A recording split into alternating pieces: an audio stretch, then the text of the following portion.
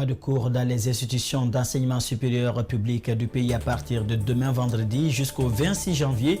C'est une annonce d'un groupe de syndicalistes réunis autour du SNEASUR, du SNE et de la FSPE. Ces structures syndicales dénoncent le retard dans le paiement des primes d'incitation. L'agression de l'environnement des ONG fait encore tirer la sonnette d'alarme pour protéger l'écosystème guinéen et se mettre à l'abri du réchauffement climatique qui plane sur le monde. Ces ONG invitent le ministère de l'Environnement, des Eaux et Forêts à prendre les précautions pour éviter le pire. Ce sont les titres de ce journal. Bonsoir à tous et bienvenue dans ce 22h sur Espace TV.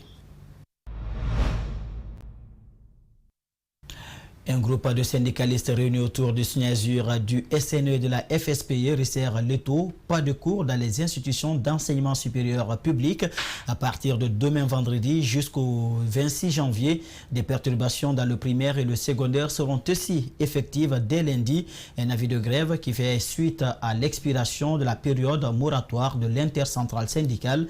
Cela ne laisse pas de marbre le SLEG, une autre structure syndicale qui a aussitôt réagi. Djibril Ba, Lamine Silla. Après les étudiants du public, ce sont leurs enseignants qui montent au créneau suite au non-respect par le gouvernement guinéen de ces engagements.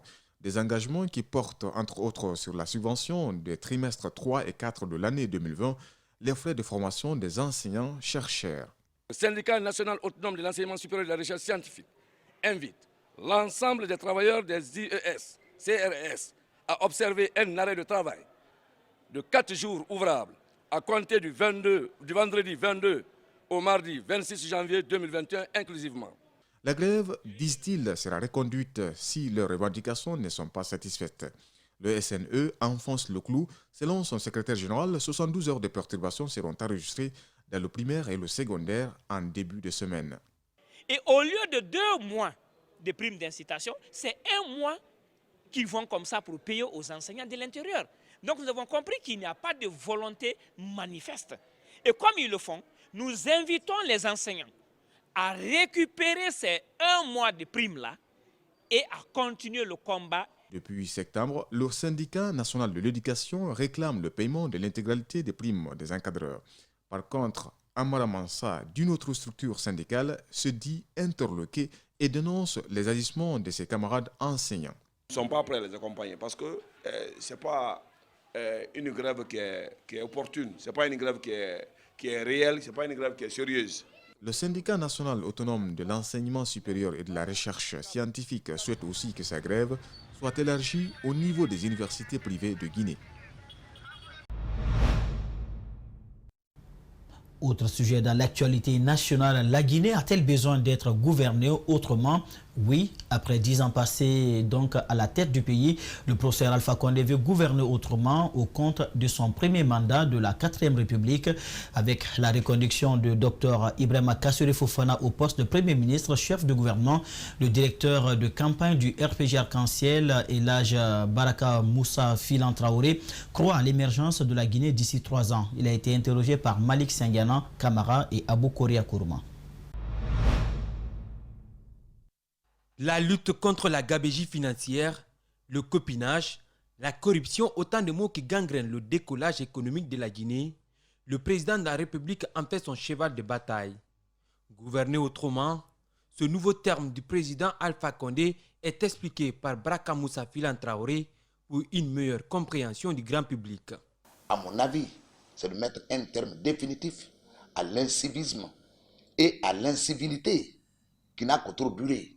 Malgré tous les efforts inlassables de son Premier ministre, le Guinée transversal, qu'on l'aime ou pas, Kassuri Fofana est de la Haute-Guinée, il est de la Moyenne-Guinée, il est de la Basse-Guinée, il est de la forêt. Il a donné la preuve irréfutable qu'il est un homme d'État qui peut accompagner le professeur Alpha Condé dans la lutte contre la mauvaise gouvernance. Filan Traoré dit avoir fait les premiers pas au nom de la paix. Dans sa démarche, il n'aurait pas été bien accueilli par le président de l'IFDG. J'avais pris mon temps, réfléchi longuement pour savoir quelles sont les causes de cet enveloppement de Dalin. Qu'est-ce qui le prend? Je me suis rendu compte que non, c'est parce que Dalin a peur des familles, des enfants morts par sa faute. Parce que c'était son appel à manifester pacifiquement, il n'y aurait pas eu ces morts-là. Donc moi, je me suis dit qu'il fait un discours d'apaisement, ces gens-là vont se retourner contre lui. Donc j'ai dit, il faut aller le prendre au fond pour l'amener son grand frère. Mais très malheureusement, très malheureusement, à mon grand étonnement, 3 jours avant de partir, on me demande l'impossible. Invité officiellement à l'investiture du nouveau président de la 4e République, Elhadji Cellou Dalein Diallo a brillé par son absence. Le jour de l'investiture, il a renouvelé sa fraternité pour tous les Guinéens encore. En donnant son bras à Dalein cette fois. C'était la main, après les élections, c'est le bras qu'il a donné le jour de l'investiture. Dalein n'est pas venu prendre le bras là aussi. Il veut la gorge du président. Il veut que le président donne sa gorge. Dalein, moi je te mets au défi. Philan Traoré, directeur préfectoral de campagne de Kouroussa lors de la présidentielle du 18 octobre, s'est dit confiant de l'émergence de la Guinée d'ici 3 ans plus tard. Le chef de file de l'opposition a rencontré la Cour des comptes et le bureau de l'Assemblée nationale ce jeudi à leurs sièges respectifs. Mamadou Sylla a présenté son cabinet et a expliqué les actions qu'il compte mener avec les 2 institutions. Les échanges ont surtout porté sur la lutte contre la corruption et la mise en place d'un conseil chargé du dialogue national. Mamoudou Bouler Diallo, Ibrahima Dekosouma.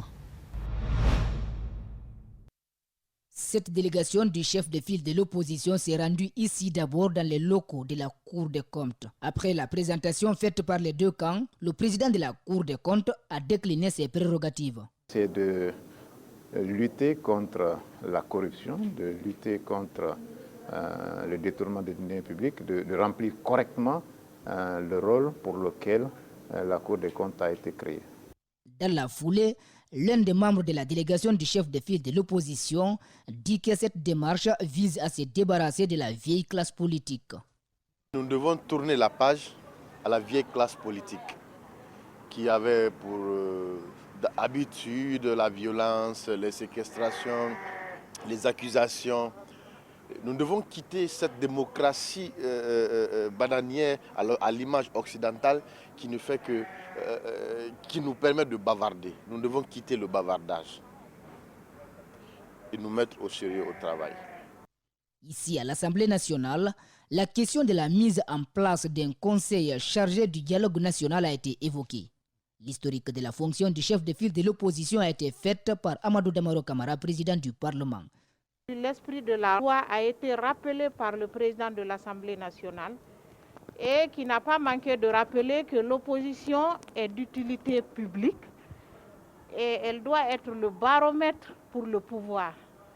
Critiquer et puis suggérer dans le but d'améliorer la gouvernance en République de Guinée. En somme, le nouveau chef de file de l'opposition s'estime heureux de sa démarche. On a discuté beaucoup de choses, surtout ce qui est l'intérêt de la nation.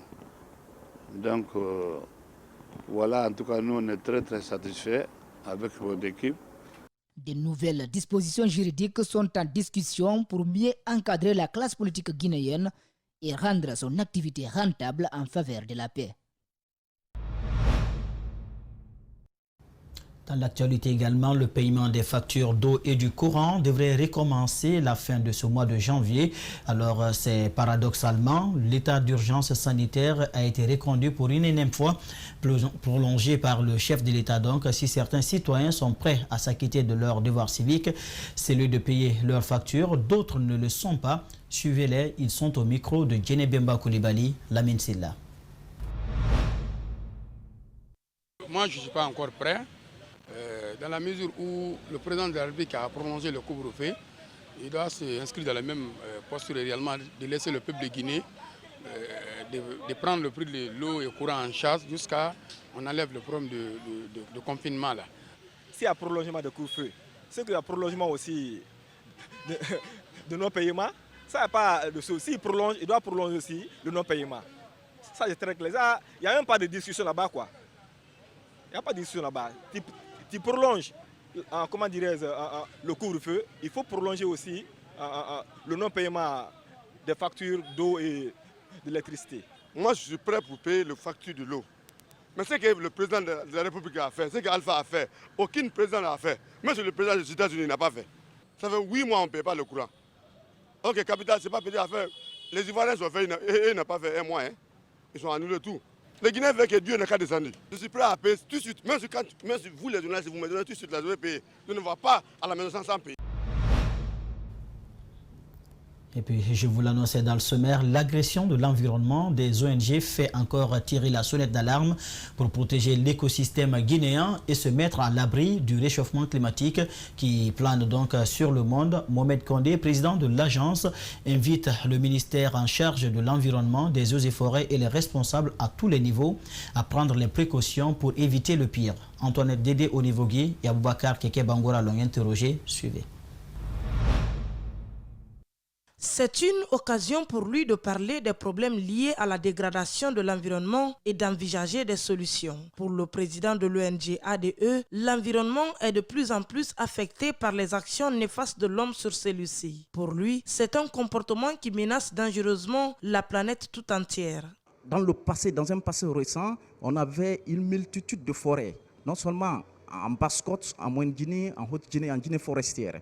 Mais aujourd'hui, ces forêts sont en train de disparaître par l'offensive de l'activité humaine, ce qui cause aujourd'hui le réchauffement climatique et même également la pollution extrême de l'environnement. Il ne fait pas seulement que chaud. Quand vous sortez au dehors, vous verrez combien de fois qu'il y a des poussières.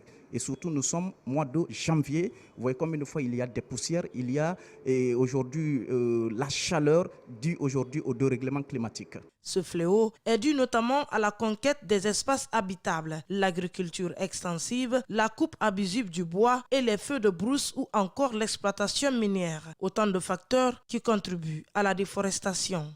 Parce que quand nous constatons aujourd'hui, comme vous l'avez signalé, à Boké, tout comme Sigiring, vous voyez la quantité de poussières dont sont victimes les populations de la base. Aujourd'hui, cette pratique est inacceptable dans notre pays parce qu'il faut des mesures nécessaires, non seulement pour éviter qu'il y ait de telles pollutions de l'environnement. À cet effet, l'ONG compte formuler des recommandations auprès des décideurs pour rétablir les populations victimes de ces exploitations dans leurs droits. Faire en sorte que, et comment essayer non seulement faire appel aux sociétés aujourd'hui qui sont dans le cadre de l'exploitation, à mieux prendre encore une fois de plus l'idée de la protection de l'environnement, mais aussi comment essayer de dédommager les populations aujourd'hui qui sont victimes de l'exploitation extrême de l'environnement dont les conséquences aujourd'hui sont inégalables.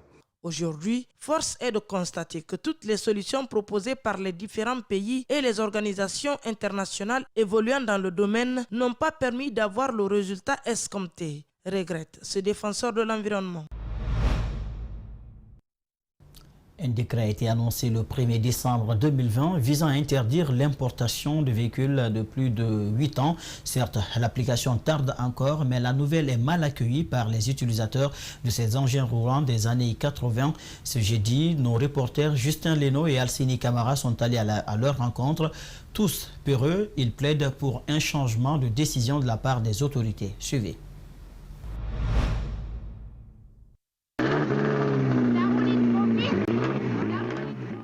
Les véhicules des années 80. À Conakry, ils sont encore visibles et souvent spécialisés dans le transport du sable, du granit et d'autres activités de haute pression. Le décret du 1er décembre dernier qui vise à interdire leur importation est mal accueilli par ses utilisateurs. Les véhicules des années 80, je connais beaucoup de chauffeurs, donc ils sont construits aujourd'hui à travers de ces véhicules-là. Donc si l'État arrive maintenant à interdire ça, donc vraiment, moi je peux trouver ça un peu anormal.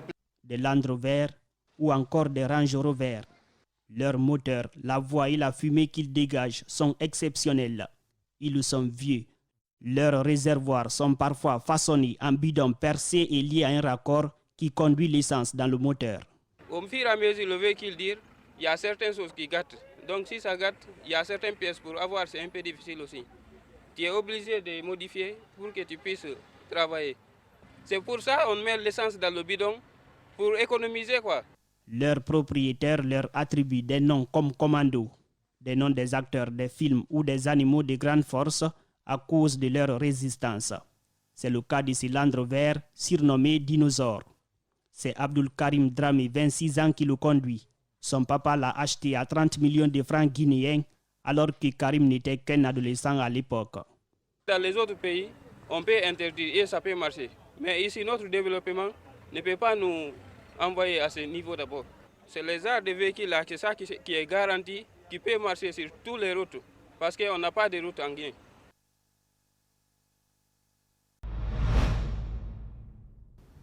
Et puis, sur le même sujet, des voix s'élèvent au sein de l'Association des importateurs de véhicules d'occasion en Guinée. Ce après la publication du décret interdisant l'importation des véhicules de plus de 8 ans.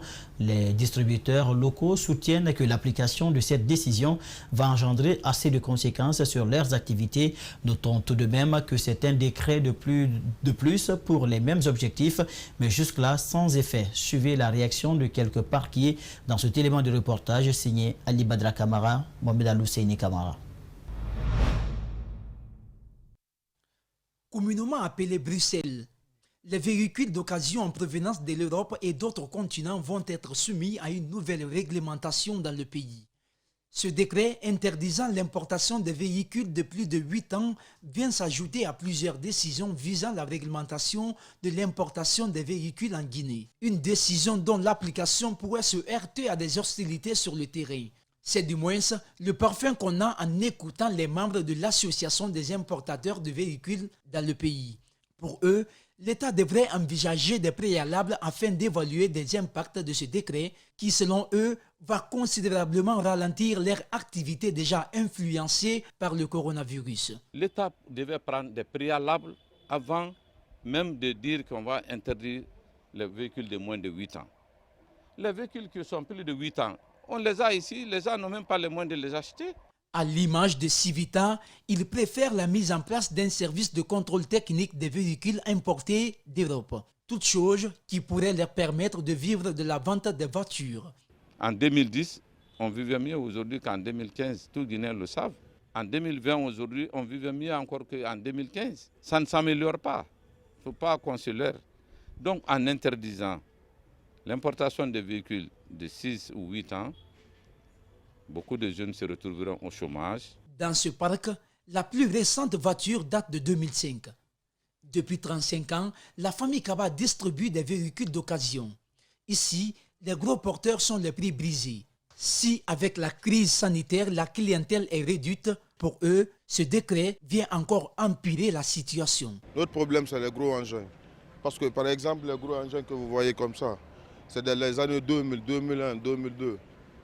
Vous voyez, dans tout ça, avec le prix qu'on a ici, si on dit de remonter encore, ou bien d'envoyer les années plus que ça, 2008, 2009, 2010, ça, il faut compter dans les 800, 900 jusqu'à 1 milliard 500 millions. Et bien, si on nous dit d'envoyer les véhicules moins de 5 ans, ce ne sera pas facile. On ne sait pas quoi faire maintenant, franchement. Ces distributeurs locaux souhaitent une rencontre avec les autorités du pays pour une franche discussion. Mais le hic, ils ne savent même pas qui est leur véritable interlocuteur. Mesdames et messieurs, c'est la fin de ce journal. Un grand merci aux équipes rédactionnelles et en technique qui ont participé à la réalisation de cette édition. Vous retrouverez à 22h Mamadou Boy Diallo pour la grande édition. Bonne suite de programme sur Espace TV.